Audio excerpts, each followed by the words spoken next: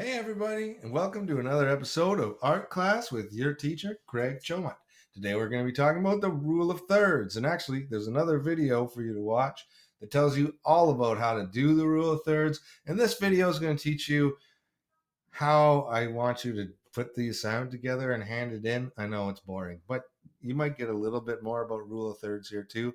And before we get started, I'm going to tell you, rule of thirds is something that will help you for all kinds of art when it comes to composition, being like how you set up what's in the frame. If you're looking at my frame, the little frame inside of the bigger frame where my head is and stuff like that in my room, I'm trying to set it up kind of rule of thirdsy too. You know, I'm off to the side a bit and my eyes are kind of on that rule of thirds line. Once you know this, you're going to see it everywhere, especially used in photography, and even more so it's used in video. So when you're watching TV or you're watching a movie, you'll be looking at it and thinking, that's rule of thirds, that's rule of thirds, that's rule of thirds. And if you're annoying like me, you'll be telling the person you're watching with it, hey, look at that, that's rule of thirds, that's rule of thirds, I know that, that's rule of thirds. So with great power comes great responsibility, right? Before we get going, any further digressing like we are right now, let's just get into it and I'll show you the example of how the assignment is done using my own photos. So we're starting, I ask you to hand in or take a photo of a person. For mine, I used my son, Emmett, and here he is.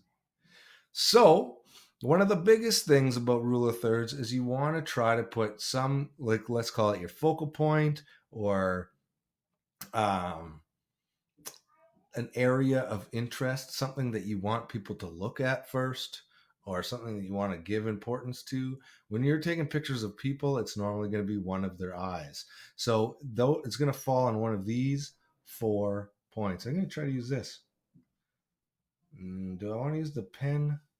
It could be there. It could be there. It could be there. Or it could be there. I have a feeling that this is going to go over to the next slide and going to be weird, but you never know till you try, right?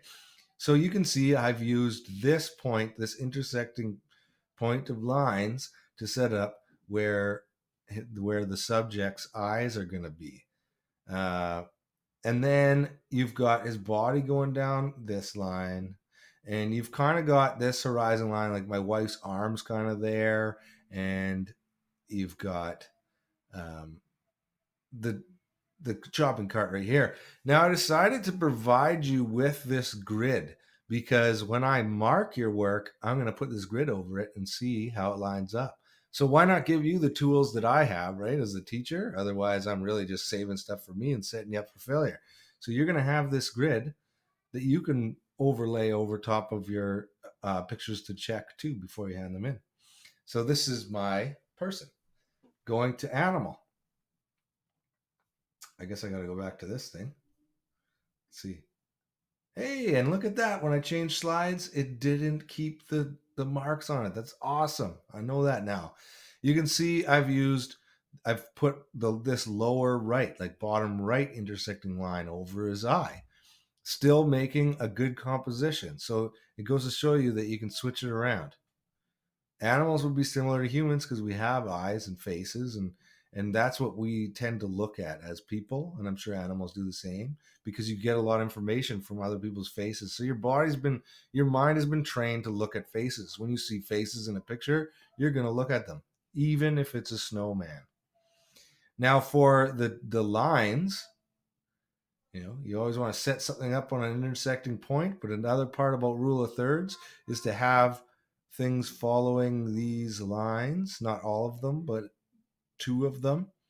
So this one going up here is right with the deck post, and this line here, it kind of has the top of the table, and it's kind of in between. It's got this a little bit higher.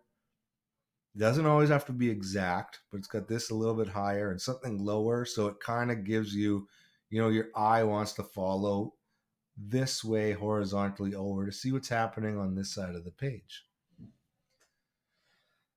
Now we got to go to a next one. Number 4, inanimate object. Mine got messed up while I was working on it, so it goes to show you this one should be here, This one should be here. And now it's right. But let's go to number 4. We're bouncing around. It's okay. You get it. You can figure this stuff out.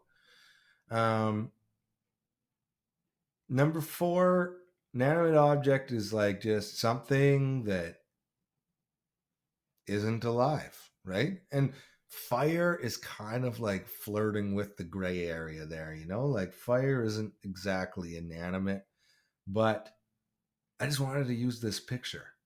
And that's okay too sometimes, right? But as you can see, I wanted to set this up as one of my points on the intersecting lines. And it doesn't work that way. I've got all this other picture.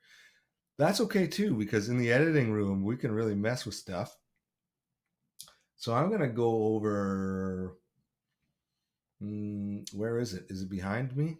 I'm going to click on this picture here. And there's this crop tool. Click on the crop image. And I'm just going to grab this top line and crop it down to here. And I'm going to grab this side line. I'm going to crop it over to here. And bingo. Now I have something that lines up just nicely with the rule of third lines. I chose this circle to be set up on the intersecting line because I figured that's kind of like a face, like an eye, like it's something that will really like pull people in. And then you can see the horizon line or whatever, this top line, it kind of follows the other side of the bonfire pit a bit. And that's where you're tying that in. So you've got this line is on the birdhouse. You've got this line, the edge of the pit.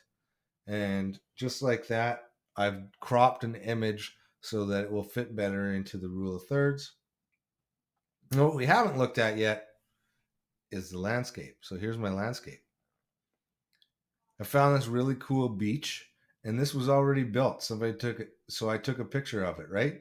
And so there's other composition rules other than rule of thirds. You don't always have to do this. And one of them is leading lines. The idea that lines draw your attention to something, right? Your eyes will follow it. So if I look at the picture here first, my eyes are going to follow up to here. If I look over here, my eyes are going to fall. Everything's bringing me to this point, right? So this is the most interesting point. I put it on one of these lines. And then I've got the horizon line here, like maybe the top of these trees. It's on an angle because it's a hill. It kind of goes down like here, so it falls off of it, but it's loosely in the range, right? And then I've got this, the main support beam that's going along this line. So that's how I made all my pictures fit into the rule of thirds. Not everything fits perfect, but it's following the rule the best you can with, nature. And I should say that landscape, like this one here, is just like a picture of outside. So you can get around, take some pictures of the lakes around, trees, houses, stuff like that. All counts as a landscape photo. And that's it. The last thing I want to show you is that, say if I copy this or cut it and paste it and get this one out of the way. If I cut this and paste it, it's going to be on top. And what you're going to do is you're going to cut and paste your photos into here, or, if you download the Google Drive onto your phone or whatever you're taking pictures with, then you can upload your pictures right to Google Drive, and then you can bring them in to here. Now, when you bring them into here, they're going to be on top of this red thing because it's already there that I put to you. So what you got to do is you got to click on it. You got to cut it, Control X, or you can right click and cut, and then you can right click and paste, and it will be over top. Or you can Control V and it'll be over top. And so that's it. You're going to get out there. You're going to take a bunch of pictures. You're going to come back to your computer. You're going to put them into this slideshow. And where it says share here, for me, it should say turn in for you. So then when you're all done, you just hand it in. Bingo, bango, you're done. You've completed another assignment and you're well on your way to crushing it as an artist and crushing it as a student and crushing it in this class. So I look forward to seeing your pictures. You guys have a good one.